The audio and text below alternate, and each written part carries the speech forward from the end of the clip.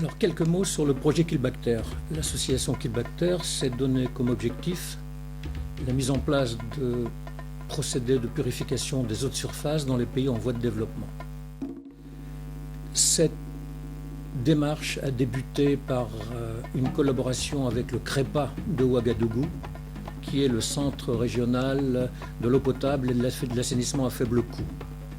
Donc depuis 2 ans, nous travaillons avec cet organisme qui est un organisme correspondant de l'OMS et qui contrôle ou supervise, comme on veut, 17 pays de l'Afrique francophone. La méthode qui nous intéresse comporte 2 étapes. Il faut d'abord signaler qu'au Burkina Faso, dans les zones rurales, énormément de population va consommer de l'eau de surface, qui est une eau boueuse, polluée en micro-organismes, et ce, sur tout le territoire du Burkina, mais spécialement en zone rurale, où, notamment après la saison des pluies, juste avant la prochaine saison des pluies, il va y avoir des eaux très turbides et très boueuses, qui est aussi un problème à régler. Donc si l'on veut parler de la méthode, cette méthode se distingue par 2 phases essentielles.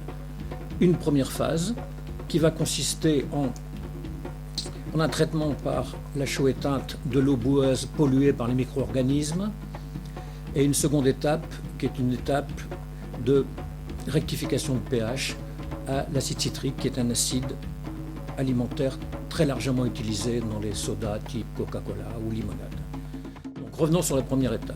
La première étape consiste à ajouter à de l'eau boueuse de la chaux éteinte, soit sous forme solide ou sous forme de lait de chaux, qu'on appelle lait de chaux.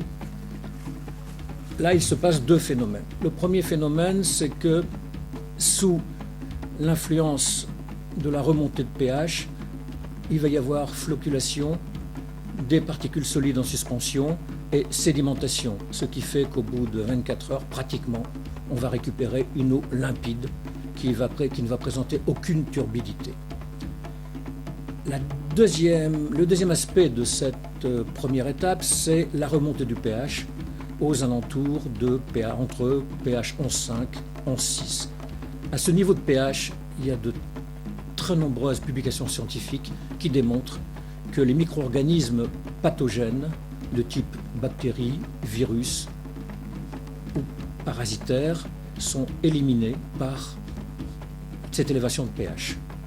Si on veut montrer l'action des ions OH- qui sont véhiculés par cette augmentation de pH, il suffit de reprendre la conformation d'une bactérie qui est relativement semblable à celle d'un virus, à savoir que nous avons une enveloppe, ensuite une paroi cellulaire et un matériel génétique qui est le moteur de la vie de la bactérie ou du virus, constitué par des acides nucléiques. La base, constituée donc par la chaux éteinte, va détruire dans un premier temps la protéine constitutive de l'enveloppe et de la paroi cellulaire, pour ensuite attaquer le matériel génétique, donc les acides nucléiques, par une réaction classique acide-base. Si on prend un exemple, il y a les travaux de Strauch et Koch, qui sont des universitaires américains, ont démontré que dans le cas des parvovirus, qui sont responsables notamment de l'hépatite A, une élévation de pH entre 11 et 12 va détruire après 24 heures tous les parvovirus.